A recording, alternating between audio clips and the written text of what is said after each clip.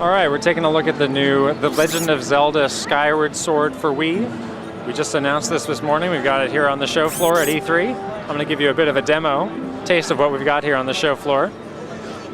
So this game utilizes the Wii Motion Plus accessory to really give a sort of a one-to-one representation of everything the player's doing. So you can actually see as I move my hand around, it's perfectly mimicked on screen. If I hold it still, I can give it a charge here. Now these enemies that you see here are sort of given a perfect representation of some of the strategic implications of this new control scheme.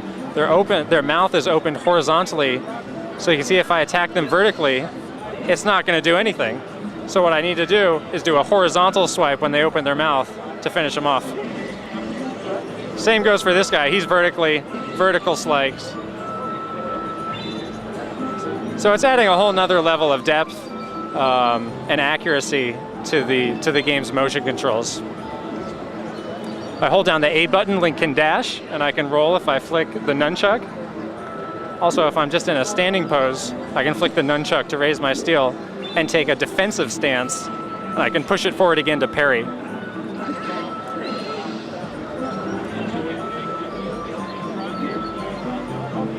We have a good number of items here. I'm going to use the bombs. So there's a number of different ways you can throw bombs. You can throw the Wii Remote vertically to actually throw it, or I can roll it like a bowling ball if I want. I think these guys might want to try and eat a bomb, so let's see if we can get them to do that.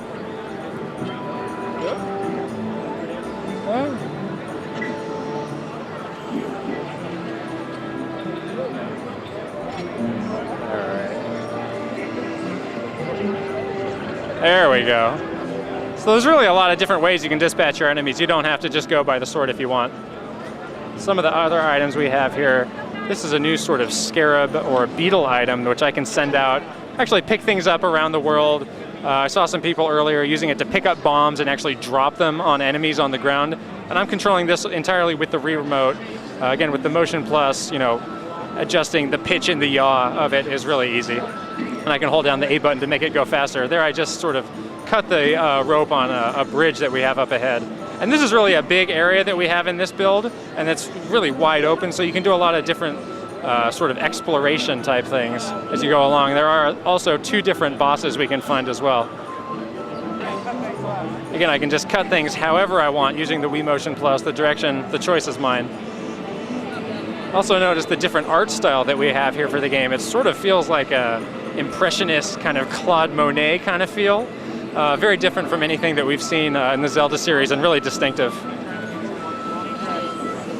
There you see I used a shield parry to deflect the projectile there.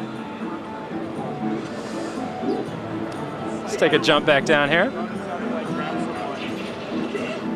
Let me show off one of the other items we have here, which is a whip. Now this actually isn't really good if you want to defeat an enemy, but if you want to stun it or sort of mess with it, you certainly can, and I can use it to reach out and grab different items. So when I'm ready, I can just switch back to my sword and finish this guy off.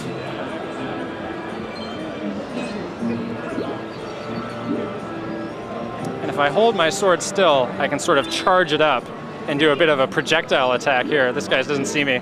Let's see if we can do it. There we go.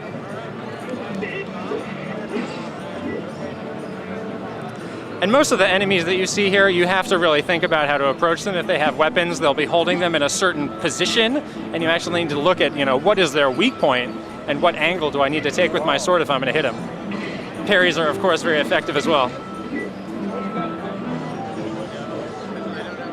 Using the plus button brings up my map.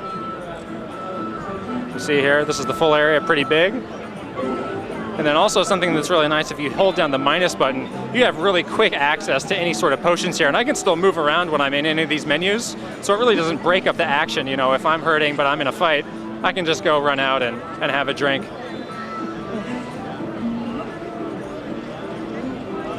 Here's a different kind of enemy. I'm gonna split in a few different ways here.